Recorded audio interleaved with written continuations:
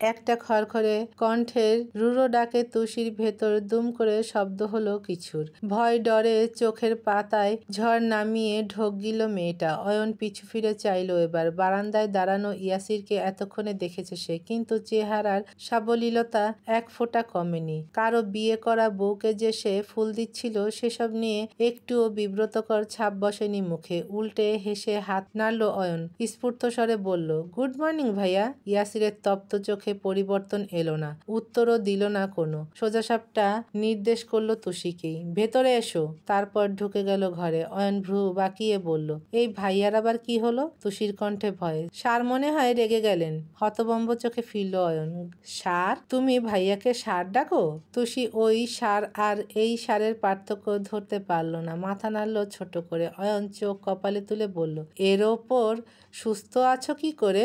ভাইয়ার তো এতদিনে তোমাকে গুলি করে মেরে দেওয়ার কথা। তুষি ছটফট করে বলল, আমি যাই, উনি ডেকেছেন, বেশি দেরি করলে সত্যি সত্যি গুলি করে দেবে। অয়ন কিছু বলতেই যাচ্ছিল, পূর্বেই বিক্ষিপ্ত পায়ে ছুটল মেয়েটা। গতির তোরে ফুলটাকেও ফেলে গেল ফের। অয়নের সব স্ফূর্তি মুছে গেল বোধহয়। ভাইয়ার এখনই ডাকতে হলো? চোখ সরিয়ে আনতেই খেয়াল পড়ল পায়ের দিকে। ওর দেয়া হলদে সতেজ ফুলটা এখন নেতিয়ে পড়ে আছে মাটিতে। দীর্ঘশ্বাস ফেলে বলল, তুই হাতেই জায়গা পেলি না? তাহলে আমি মনে পাবো কিভাবে? ইয়াসির হনহনে পায়ে নিচে নেমে এসেছে। শরবতের মতো ঠান্ডা হওয়া কফির মগটা সেন্টার টেবিলে দুম করে রাখলো। এর মাঝেই বাইরে থেকে হন্তদন্ত গতিতে দৌড়ে এসে হাজির হলো তুষি। ততক্ষণে বাড়ির অর্ধেক মানুষ সজাগ হয়েছে। রেহনুমা, তনিমা খাবার সাজাচ্ছিলেন টেবিলে। ইয়াসিরের আওয়াজে কাজ ফেলে ঘুরে তাকালেন তারা। সে মেঘমন্দ্র গভীর স্বরে বলল, কার অনুমতি নিয়ে বাইরে গেছিলে? তুষি ঘাবড়ে শেষ। কথা বলতে গিয়ে তুতলে উঠল, আমি আমি তো। রেহনুমা নির্বিকার। তুষি গোল্লায় গেলেও তার কিচ্ছু না। কিন্তু তনিমা এগিয়ে এলেন জলদি, বললেন, আমি ওকে যেতে বলেছি। ইয়াসির অবাক হলো, তুমি কেন? কেন মানে? মেয়েটা সারাদিন ঘরে বন্দি হয়ে থাকে, একটু বাইরে আলো বাতাসও তো দরকার আছে নাকি? স্কুলে ভর্তি করালি ক্লাস করতে যায় না, সামান্য বাগানে গেলে কি হয়? সব সময় এরকম চার দেওয়ালে বন্দি হয়ে থাকলে তো মাথা খারাপ হয়ে যাবে। ইয়াসির শক্ত কণ্ঠে বলল, এই চোরের মাথা এমনিতেই খারাপ, নতুন করে খারাপ হওয়ার কিছু নেই। বাইরে যেতে যে বলেছ, যদি পালিয়ে যেত? ও মা, পালাবে কেন? কেন পালাবে না? একে আমি এক ফোঁটাও বিশ্বাস করি না। শেষটুকু তুষির দিকে চেয়ে কেমন খটোমটো করে বলল ইয়াসির। বেচারি মেয়েটা ঠোঁট উল্টে ফেলল অমনি। অথচ তনিমা মিটিমিটি হেসে বললেন, কিন্তু আমার তো মনে হয় তুই ওকে সবচেয়ে বেশি বিশ্বাস করিস। চোখ ছোট করে চাইল ইয়াসির। মানে? তনিমা বললেন, মানেটা আমাদের থেকে তুই ভালো জানিস। সারাটা দিন মেয়েটাকে চোর চোর বললেও ঠিকই তো যখন ওর ওপর চুরির আরোপ পড়ল তখন সবার সাথে কেমন হম্বিতম্বি করলি। বিশ্বাস না থাকলে এটা হয়? ইয়াসিরের কণ্ঠ একরোখা। সেটা আলাদা ব্যাপার ছিল, এটাও আলাদা ব্যাপার। একটু বাগানে যাওয়া নিয়ে এত রাগের কি আছে? আর ও যদি পালাতোই তাহলে এখনো এখানে দাঁড়িয়ে আছে কি করে শুনি? তুষির চোখ দুটো বিশ্রামহীন ঘুরছিল। মা ছেলের বাগবিতণ্ডায় কলের পুতুল সে। হতবাক চোখে একবার ইয়াসিরকে দেখছে, পরের বার তনিমাকে। ইয়াসির আশ্চর্য চোখে বলল, আজব তো, তুমি ওর হয়ে এভাবে ঝগড়া করছো কেন? তনিমা নিজেকে দমালেন, চোখ মুখ ঠিক করে বললেন, তাহলে ওকে কিছু বলবি না, খবরদার কিন্তু। তুষি এতক্ষণে কথা বলার সুযোগ পেল। মিনসে মুখে বলল, আপনি না চাইলে আমি আর যাব না। চট করে তাকালো ইয়াসির, ভ্রু বেঁকে চলে এলো গুছিয়ে। আমি না চাইলে মানে? তনিমা গদগদ হয়ে বললেন, কত লক্ষ্মী মেয়ে, কি সুন্দর স্বামীর সব কথা শোনে, আহা কত ভালো বউ। ইয়াসির নির্বোধ বনে বলল, স্বামী বউ এখানে এসব কথা আসছে কেন?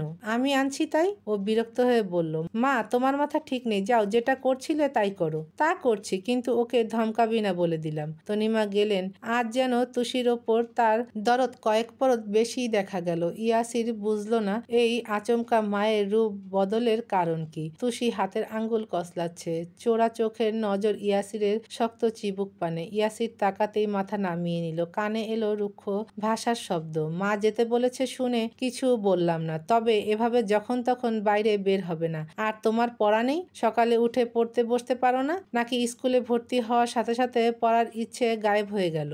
ইয়াসির বকছিল, সেই বকাঝকায় একটুও মিষ্টতা নেই। অথচ একবার তাকিয়েই মনের খেই হারিয়ে ফেলল তুষি। ফের একচোট মন মন্ত্রমুগ্ধতায় ভরে এলো অন্তপুট। চোখজোড়া থেমে গেল। ঝলকে যাওয়া দৃষ্টিতে এক ধ্যানে চেয়ে রইল মেয়েটা। ওর কানে ইয়াসিরের কোনো কথা যাচ্ছে না। পৃথিবীর সব যেন তুচ্ছ। ইয়াসিরের চোখের ভাঁজ, প্রতিটি শব্দ সব যেন কবিতার ছন্দ, স্বচ্ছ কোনো নীর, যার মোহে তুষির অন্তপুটে কোথাও একটা গুনগুন করে বাজছে। সে আমার সাথে চলে, কখনো কথা বলে, কখনো অনুভবে মিশে আছে মনে হয়। ভাবে মন আবুল তাবুল, লাগে রে পাগল পাগল, কবে যে করব আমি ভালোবেসে তাকে জয়। সে যেন আমায় ডাকে, দেখি না কোথাও তাকে, ভালোবাসায় জড়িয়ে সে আমায় ধরেছে। প্রেমে পড়েছে মন, প্রেমে পড়েছে, অচেনা এক মানুষ আমায় পাগল করেছে।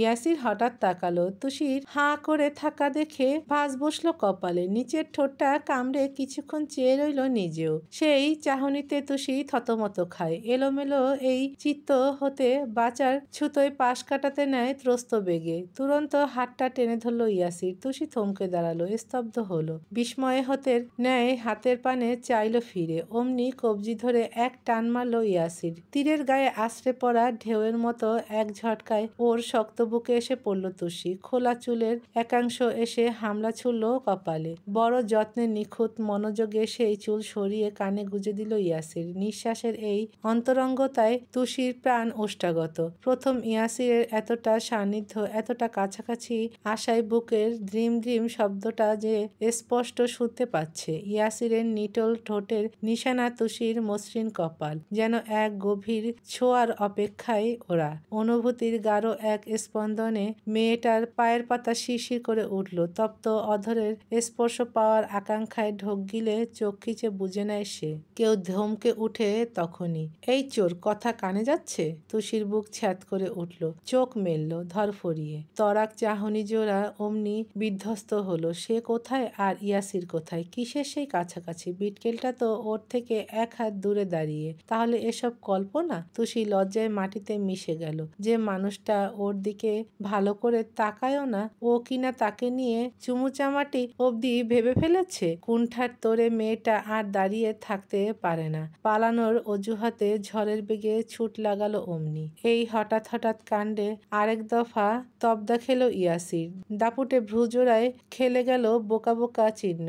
বড় তাজ্জব হয়ে ভাবল, এই মেয়ে আজকাল এমন করছে কেন?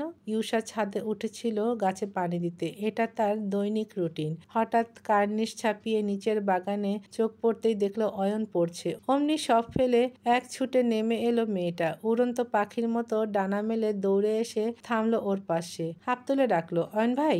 বইয়ে মগ্ন অয়ন চোখ তুলে চাইল, ভ্রু উঁচিয়ে বলল, তুই এত সকালে? কি ব্যাপার? তোমাকে দেখে এলাম। আমাকে? ইউসা বোকা বোকা হাসলো। না মানে ভাবলাম তুমি একা আছো, বসে বসে কি করবে। অয়ন চোখের ইশারায় পাশের চেয়ার দেখালো।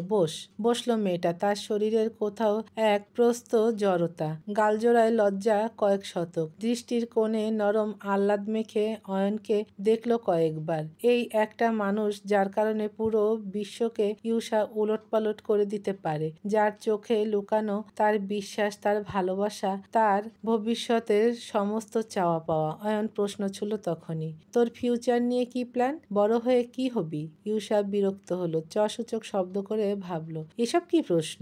কোথায় জিজ্ঞেস করবে তোর কেমন ছেলে পছন্দ, আর ও ইনিয়ে বিনিয়ে বলবে আপনার মতো? তা না, ধ্যাত। অসন্তোষ নিয়ে বলল, জানি না, কিছু একটা হতে পারলেই হবে। অয়ন হতাশ চোখে চাইল, তোর লজ্জা করবে না ইউসা? আমি আর ভাইয়া এত ভালো রেজাল্ট করলাম, আর তুই যদি।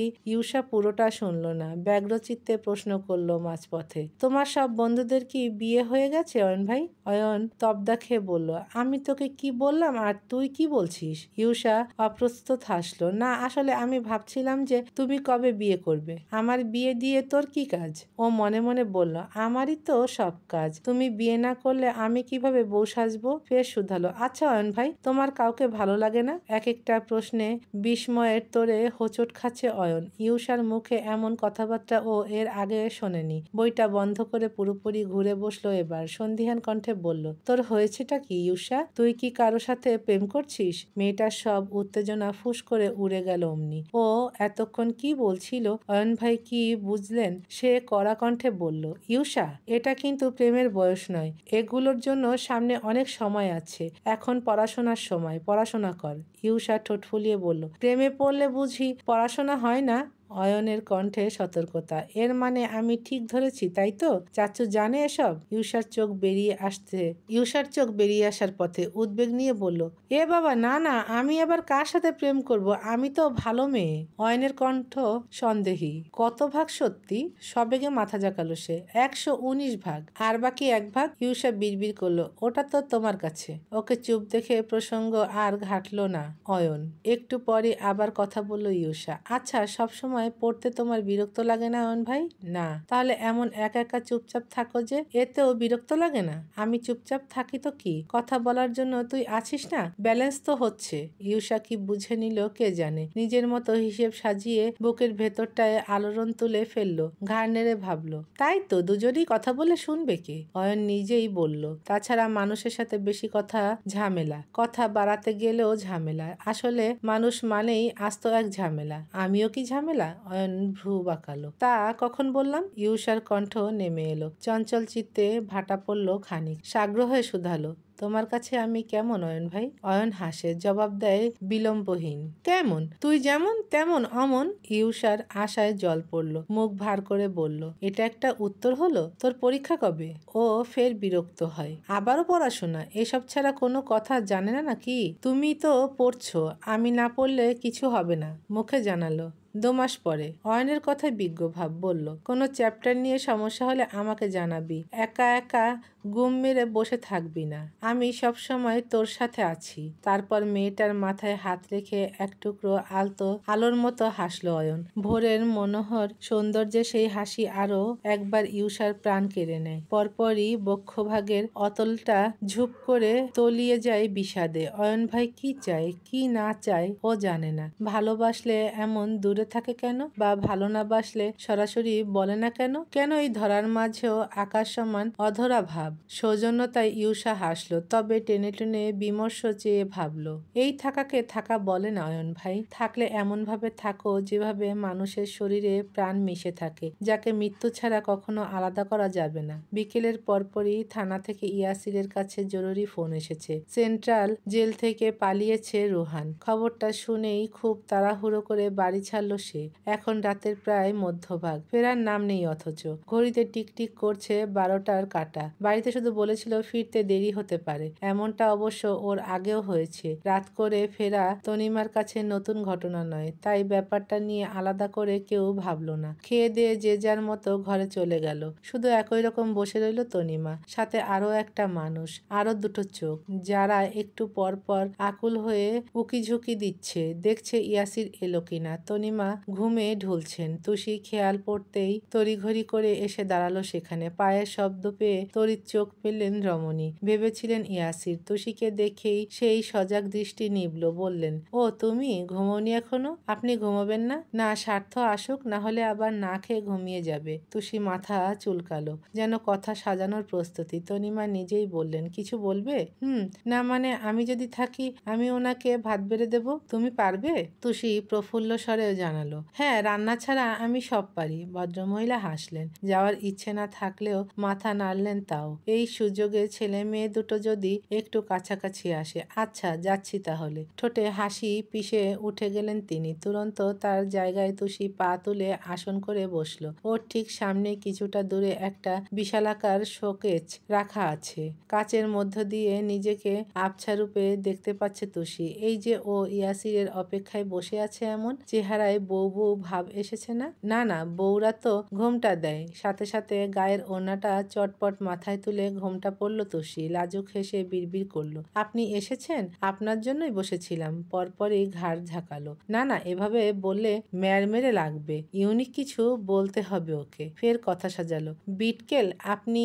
না না, কিসের বিটকেল? এটা বললে বেটা ওর গলা টিপে দেবে। তুষি হাল ছেড়ে দেয়। না, এসব মেয়েলিপনা তুষির দ্বারা হবে না। প্রেমে পড়ে করে ও বলদ হয়ে যাচ্ছে। মেয়েটার আনচান করার মাঝেই দরজার লক ঘোরানোর শব্দ হলো। অমনি তটস্থ চিত্তে উঠে দাঁড়ালো তুষি। মনের মাঝে দুরু দুরু ভয়, সাথে একটু লজ্জা। তখন সকালের ওই কল্পনা আর ওই কাণ্ডের পর তুষি আর ইয়াসিরের সামনে আসেনি, কিন্তু এখন বসে আছে ওর জন্য। সব মিলিয়ে বিটকেলটা না ধমকালেই হয়। তুষি একবার ঘরের দিকে ছুটতে নিয়েও আবার গাঢ় হয়ে দাঁড়ালো। কি করবে না করবে কেমন হজবরলা অবস্থা। ইয়াসির ঢুকলো এর মাঝেই। দরজা লাগিয়ে ফিরতেই ডিমবাতির আলোতে ওকে দেখে আঁতকে উঠল তুষি। ঠোঁট কেটে রক্ত পড়ছে, ছুলে গেছে কপালের পাশটাও। বাম হাতের কবজিতে রুমাল পেঁচানো, অথচ সাদা কাপড়টা রক্তে ভিজে দিব্যি লাল হয়ে বসেছে। তুষির মাথায় আকাশ ভেঙে পড়ল। ইয়াসির ওকে দেখেছে, কিন্তু খুব আরামসে এড়িয়ে গেল তাও। চুপচাপ পাশ কাটাতে নিলেই হতবাক তুষির হুঁশ ফিরল এতক্ষণে। আর্তনাদ করে বলল, হে কি আপনা। তুরন্ত পিছু ফিরে নিজের ঠোঁটে আঙ্গুল চাপল ইয়াসির। তুষি মিয়ে যায়। ইয়াসির সতর্ক চোখে ওপরের ঘরটা দেখলো একবার, জিজ্ঞেস করলো ধীরে, মা কোথায়? ঘুমোচ্ছে।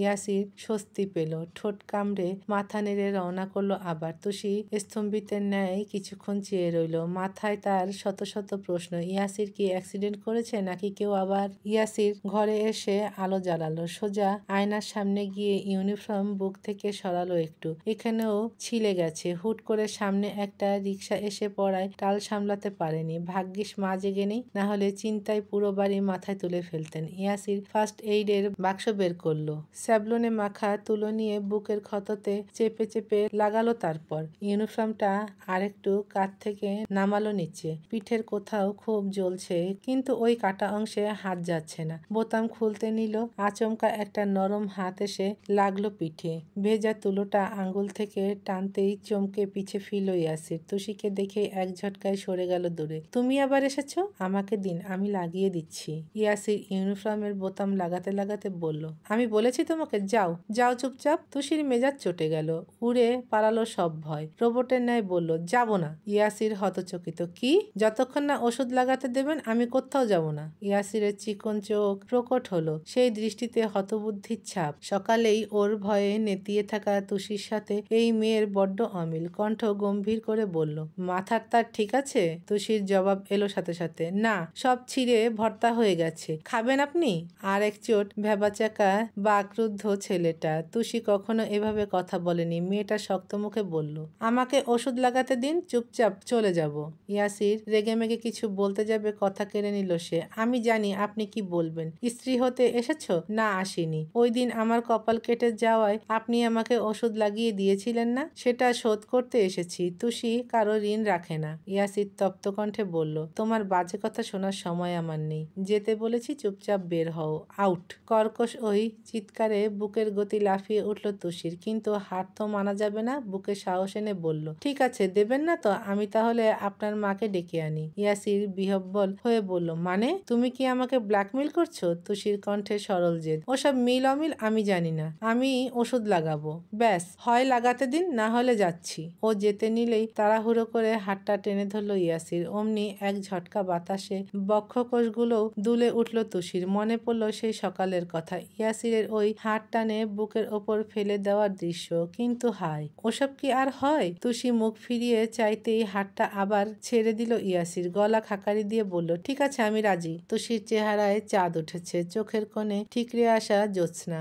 দুরন্ত পায়ে বিছানায় গিয়ে বসলো। পাশের জায়গাটায় হাত রেখে দুটো বাড়ি দিয়ে বোঝালো, বসুন। ইয়াসিরের চেহারায় বিরক্তি, অনীহা ততোধিক বেশি। শুধুমাত্র মাকে জানাবে না বলে অনিচ্ছা গিলে এসে বসলো পাশে। তুষির আনন্দ কে দেখে? সাথে সাথে ঘুরে বসলো ওর দিকে। ফার্স্ট এইডের কি কি করতে হয় সেদিন ইয়াসিরের থেকে দেখেছিল সব। আজ আর বিশেষ অসুবিধে হলো না। তুলো নিয়ে আরেকটু এগোলো ওর দিকে। নিঃশ্বাসের ছুঁই ছুঁই হওয়া আর ইঞ্চিখানিক বাকি। ইয়াসির সরতে গেলে ইউনিফর্মের কলারটা খপ করে টেনে ধরল তুষি। জড়বুদ্ধি ছেলেটা চোখ রাঙিয়ে বলল, কি হচ্ছে এসব? তুষির কণ্ঠ নির্ভীক, রোগীদের বেশি কথা বলতে হয় না, আমাকে আমার কাজ করতে দিন। ইয়াসির স্তম্ভিত, বিস্মিত, বিমূঢ় চাহনি শৃঙ্গে প্রায়। তুষি নিজেকে স্বাভাবিক দেখালেও স্বাভাবিক সে নেই। তার বুক কাঁপছে, কাঁপছে হাতের আঙ্গুল। এক চোট উথাল পাথাল অনুভূতিতে মরে যাচ্ছে ভেতরটা। ইয়াসিরের তাজ্জব চোখের চাহনি আস্তে ধীরে মুছে গেল। শান্ত হলো চেহারা। চুপ করে সামনের মেয়েটার পানে চেয়ে রইল সে। ভীষণ ঠান্ডা, খাড়া দুটো চোখ, ভাষা নেই বা পড়ার মতো বোধ নেই তুষির। কোনো রকম হাতটা বাড়িয়ে ঠোঁটের কোণে তুলোটা ছোঁয়ালো সে। জায়গাটা জ্বলল বোধহয়। ইয়াসির ইস বলে শব্দ করলো একটু। তুষি উদ্বিগ্ন হয়ে বলল, লাগলো? ভ্রু গুটিয়ে দুপাশে মাথা নাড়ল ইয়াসির। তুষি তাও ফু দিল। ঝটকার মতো উড়ে আসা শীতল ওই স্বল্প হাওয়ায় চোখ বুজে মুখ ঘুরিয়ে নিল ইয়াসির। তুষি ভেতরের উন্মাদনা চাপা দিতে চাইছে, চেষ্টার সবটুকুনি খাটাচ্ছে নিজেকে সংযত রাখার আশায়। ঠোঁট থেকে তার হাতটা এরপর নেমে এলো বুকে। বোতাম খুলে ঠিক বাঁ পাশের জায়গা থেকে ইউনিফর্মটা সরালো। বেরিয়ে এলো লোমহীন ফর্সা নগ্ন বুক। ঢোক গিলল তুষি। তুলো ছুঁয়ে মাথা নামিয়ে ফু দিল একই রকম। ইয়াসির আরো শক্ত হয়ে গেল। হাত মুঠো করে চেয়ে রইল আরেক দিক। তার শরীরের একাংশ ভরে গেল তুষির সযত্নে ছোঁয়ায়। তারপর রক্তে ভেজা রুমালটা খুলল সে। ঝর্ণার মতো একটা লাল রেখা ক্ষত বেয়ে নামলো অমনি। সঙ্গে সঙ্গে সেখানটায় নিজের ওড়না চেপে ধরল তুষি। ইয়াসির বলল, হচ্ছেটা কি? ওড়নাতে লাগছে তো? তুষি নিরুদ্বেগ। লাগুক না, রক্ত কেউ ইচ্ছে করে কাপড়ে লাগায়? তুষি মুখ তুলে চাইল, নিভু কণ্ঠে বলল, কি হবে, আপনারই তো রক্ত।